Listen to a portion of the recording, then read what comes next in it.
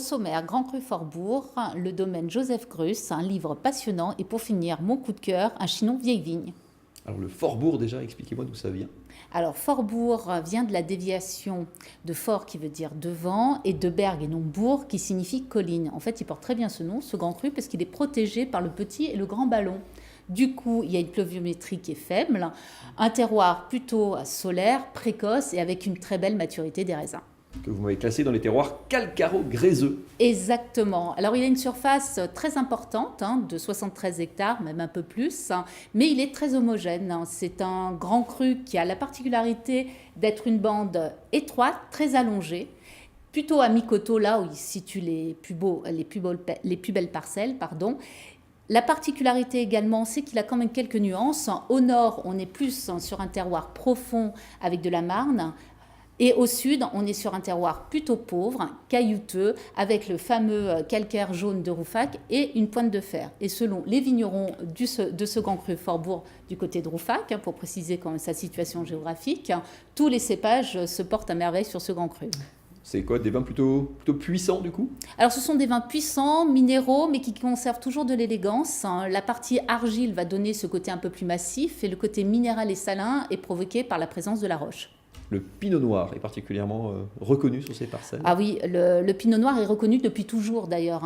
Déjà à Rouffach, il y a 200 ans, le pinot noir se vendait plus cher que le pinot blanc, enfin que les vins blancs en général.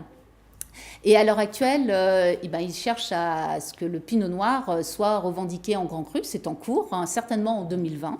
Donc ça, c'est une particularité, vraiment à reconnaître sur ce grand cru. Après, ça donne des vins qui sont puissants, qui ont une particularité d'être sur des caractéristiques de graphite, de mine d'acrayon un peu réglissée, toujours les robes relativement sombres dues à la présence de fer, de très grands vins rouges à respecter par la température de service, entre 14 et 15 degrés. Ne les servez pas froids, c'est vraiment dommage pour cette qualité de vin.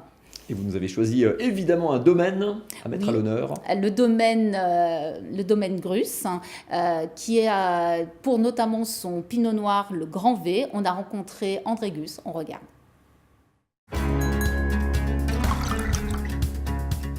Alors c'est vrai que tous les cépages réussissent bien dans ce terroir, mais celui que je préfère aujourd'hui le plus, c'est le pinot noir, puisque on cherche aujourd'hui à revendiquer le pinot noir en grand cru dans le Fortbourg. Il aime bien les viandes rosées. J'imaginerais bien un pigeonneau rôti, farci au mori, avec son petit gratin dauphinois. Alors là, j'ai eu un coup de cœur pour un Sylvaner 2007 d'une très vieille vigne qu'on a arrachée depuis. C'est un Gewürz 1985.